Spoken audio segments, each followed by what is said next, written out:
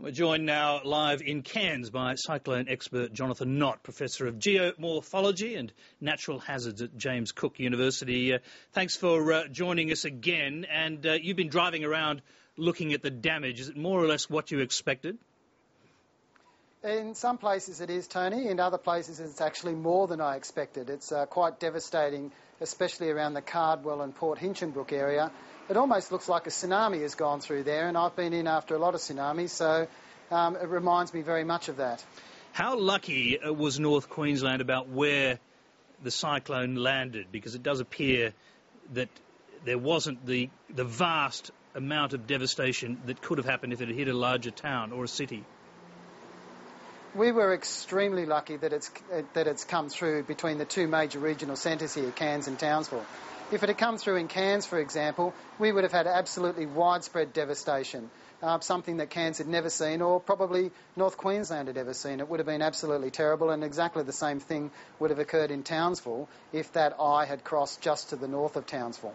Having gone through Cyclone Larry, was Queensland actually, or Northern Queensland, better prepared for this? We were prepared in terms of the response to the emergency at the time, and right now when we're going in and trying to repair things like electricity and make sure that people are safe and sound.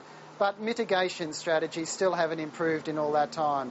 We're still not thinking seriously enough about where people should live and how to keep them safe and how to keep them out of the road of danger. So this is really the big issue still. Briefly, what do you say should be done?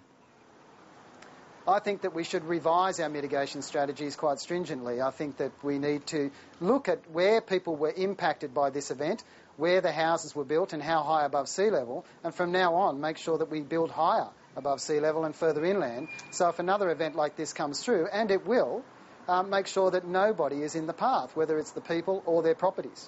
As we'll see in just a moment, the government's climate change advisor, Ross Garnaut, is warning that global warming will lead to more severe weather events just like this, so Queenslanders should support action against climate change. Do you agree with it?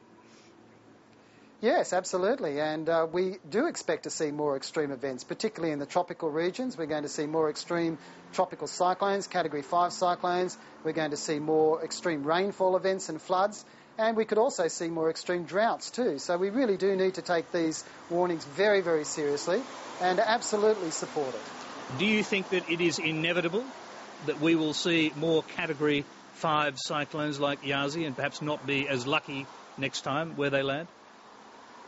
I do, actually, and whether it's due to anthropogenically induced climate change or not, we know that even by natural cycles we would start to see more of these extreme events coming through. But as well as that, we do have climate change, and that's going to add to the problem. So I don't think there's any doubt that we're going to see more of these types of events. OK, Jonathan Nott, we'll leave you there. Thank you very much. Thank you.